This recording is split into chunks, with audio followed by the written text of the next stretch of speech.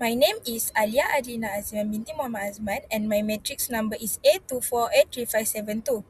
So today we are discussing about crowdfunding. What is crowdfunding? Crowdfunding is an alternative method that raises money from a large number of people through online platform.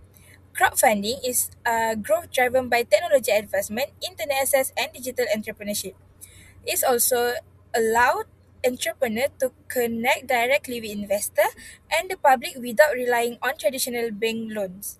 Crowdfunding allows individual and organization to collect small contribution from many contributors via the internet. Malaysia is one of the leading crowdfunding markets in South Asia due to supportive regulation. There is four main crowdfunding model is donation-based crowdfunding, reward-based crowdfunding, equity-based crowdfunding, and debt-based crowdfunding. And there is two types of crowdfunding, which is traditional fundraising and crowdfunding. Okay, done. So, we have three similarity for traditional fundraising and crowdfunding. The first one is both involve in raising financial resource to support project, business or social cause. The second one is both require trust and confidence from the people or organization that make the funding. And the last one is both often involve marketing and promotional activities to attract people to fund with them.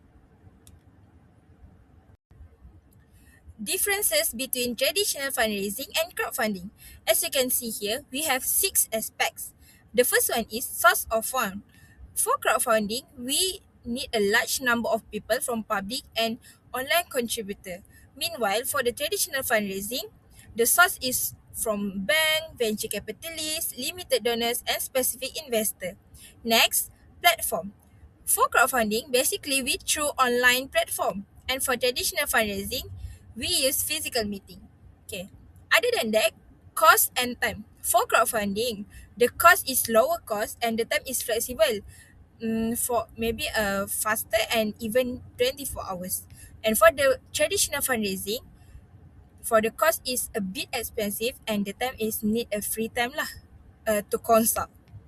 Okay, next, accessibility. For crowdfunding, it's open to public and easy to access. Meanwhile, for traditional fundraising, the access is a bit difficult because due to the strict requirement. Next, for investor, public can directly join or participate. Meanwhile, for the traditional fundraising, usually limited to selected investor or we can say someone that we know, someone that we trust, like that. And the last one is risk for crowdfunding. Higher uncertainty for investor because come from a large number of people, public, stranger that we don't know. For traditional fundraising, is a more control because more control, regular and private because we know who our investor, our where the fund come from.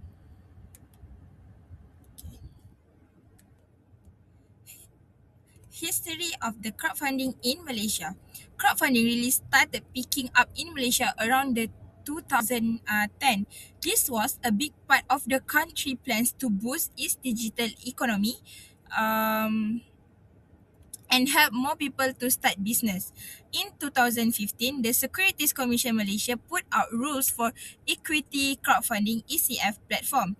These rules come under the Capital Market and Service Act. The whole point was to give new companies and small business another way to get money besides just going into the bank loan. Next, after quite a few crowdfunding platform pop up in Malaysia through the business owners, special social good groups, and small companies could raise money from regular people. On top of that, Malaysia also bought in peer-to-peer P2P financial platform, giving small and medium-sized business even more ways to get funding. The government is in Malaysia is a big fan of crowdfunding. They see it as a great way to encourage new ideal digital business and help small and medium companies grow. So this day, Malaysia is seen as a major um, easier for Islamic financial technology and crowdfunding in Southeast Asia. This rise in crowdfunding really fits with Malaysia's biggest goal of becoming a wealthy economy powered by digital technology. Last but not least, history of crowdfunding in the United Kingdom. United Kingdom is now one of the top countries for crowdfunding. The UK crowdfunding industry expanded rapidly after the 2008 global financial crisis. That time, many small businesses found it is difficult to obtain bank financing. One of the earliest and most influential equity crowdfunding platform in the UK was Crowdcube in 2011 and Sedge in 2012. This platform made equity crowdfunding popular. The UK government and the Financial Conduct Authority (FCA) playing a big part in helping crowdfunding grow. They did this by setting up clear rules and ways to protect investors.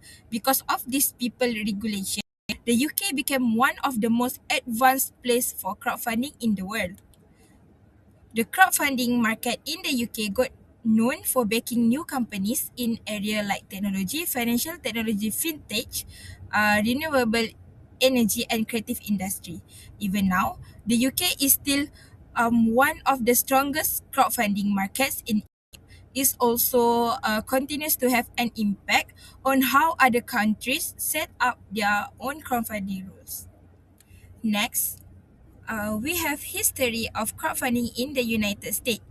The modern crowdfunding movement in the United States began in the early 2000s with the rise of internet technology and social media. Crowdfunding was mainly used for donation-based and reward-based projects such as creative work, film, music, and technology innovation.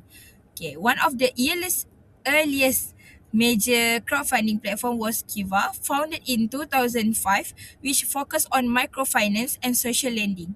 Other than that, there is another platform such as Indiegogo, Kickstarter, and GoFundMe. This platform became more popular for entrepreneurial projects. Then a big turning point in US history crowdfunding was when the President Barack Obama signed the Jumpstart Our Business Startup Jobs Act. The act legalized that equity crowdfunding and allow startup and small business to raise funds from the public through online platform. Before Barack Obama came with the Jobs Act, only person who credited a wealthy investor can invest in private companies. However, after implementing the regulation crowdfunding in 2016, ordinary people also allowed to invest in startup online. This can increase investment opportunities and entrepreneurship financing. Today, the US is in one of the largest crowdfunding market in the world, especially in technology, healthcare, and startup financing.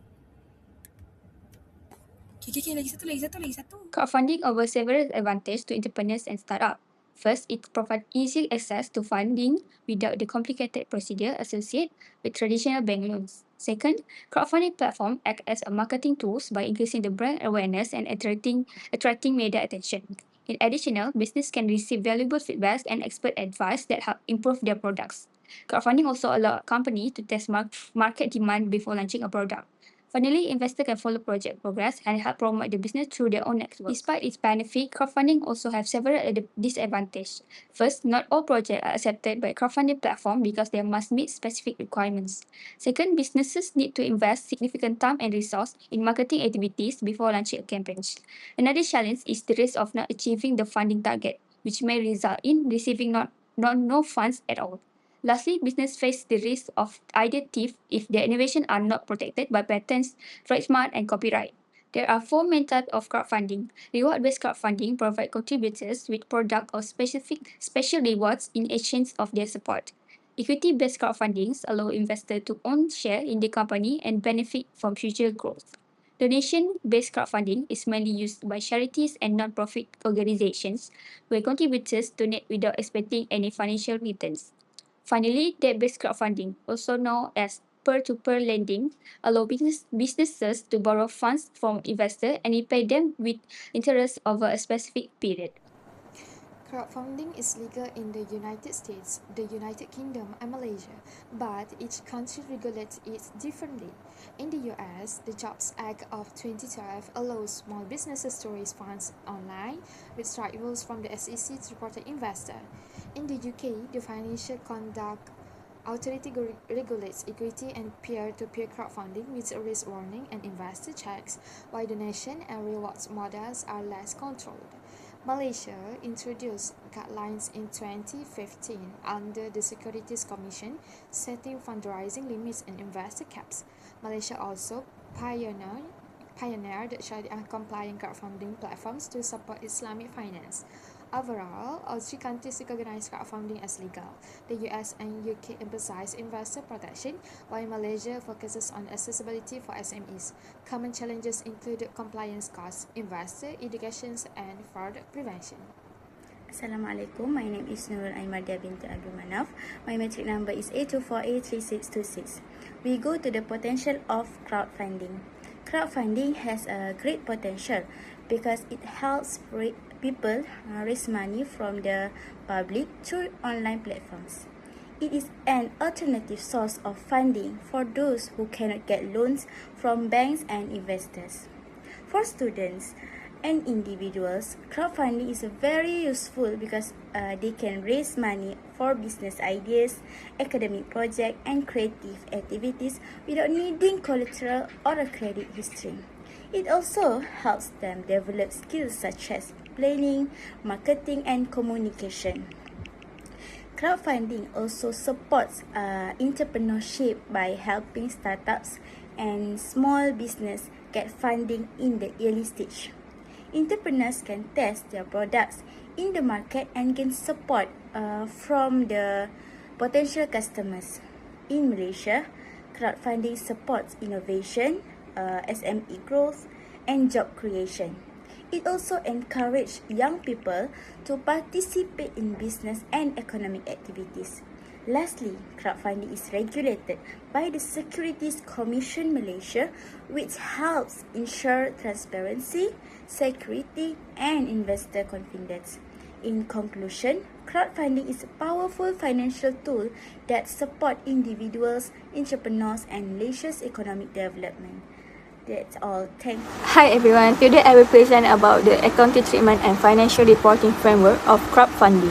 Crowdfunding is a method of raising capital from a large group of people through online platform. However, its accounting treatment is not the same for all types. Under MFRS and IFRS, the accounting treatment depends on the substance of the transaction, meaning we focus on the right and obligation, not just the legal form. There are four main types of crowdfunding. First is donation-based crowdfunding. This involves contributions without expecting any return. It is usually recognized as other income. However, if there are conditions attached, it will be recorded as deferred income until the conditions are met. Second is reward-based crowdfunding, which falls under MFRS 15. Contributors receive goods or service in return. The funds received are first recorded as deferred revenue, and revenue is only recognized when the goods or services are delivered. Third is equity-based crowdfunding, where investors receive ownership in the company. Under MFRS 132, this is recorded as share capital or equity because there is no obligation to repay the funds. Fourth is debt-based crowdfunding or peer-to-peer lending. This is treated as a financial liability under MFRS 9, where the company must repay the amount with interest. It is recorded as a loan payable and interest is recognized as financial. In terms of financial statement presentation, each type of crowdfunding is classified differently. Equity-based crowdfunding is shown under equity, debt-based crowdfunding under liabilities, reward-based crowdfunding as contract liabilities, and donation-based crowdfunding as an income in the profit or loss. Company must also provide proper disclosure. This includes the nature of the crowdfunding arrangement, accounting policies used, key judgment made, and risks such as credit and liquidity risks. In conclusion, the accounting treatment of crowdfunding depends on its structure and must follow MFRS and IFRS standards. This ensures that financial statements are accurate, transparent, and reliable for users. Thank you. My name is Nurul Abiana Akila binti Abdul Rahman and matric number is A24A3647. Now I will continue. Imagine a startup struggling to obtain bank financing. Through crowdfunding, platforms such as PHIN and MyStart, they can raise funds directly from the public. However, taxation depends on the crowdfunding model used.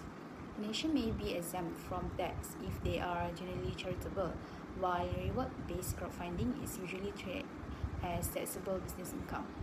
For equity crowdfunding, fundraise are considered capital contributions rather than taxable income. Meanwhile, in peer-to-peer financing, the loan amount itself is not taxable, although interest payment involve tax considerations. As crowdfunding expands rapidly in Malaysia, the Securities Commission introduced the Equity Crowdfunding Framework in 2015 and the Peer-to-Peer Financing Framework in 2016. This regulation protects investors while encouraging innovation and SME financing.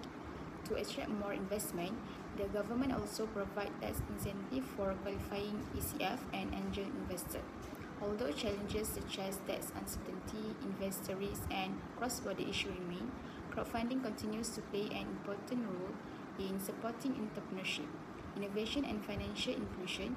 With effective regulation and greater public awareness, crowdfunding is expected to contribute significantly to Malaysia's future economic growth. In conclusion, crowdfunding is a modern financing tool that gives entrepreneurs, students, and small businesses an alternative to bank loans and venture capital. It is flexible, easy to use, and connect fund seekers directly to the public. Malaysia, the US, and UK have all introduced legal frameworks to ensure transparency and investor protections. Despite challenges such as compliance costs, lack of investor education, and fraud risk, crowdfunding continues to play an important role in supporting Malaysian vision of becoming a high-income, innovation-driven nation. To make crowdfunding more effective and sustainable, three groups must act. Firstly, companies should prepare clear project proposals, protect their ideas, and use crowdfunding not only to raise funds but also to test the market.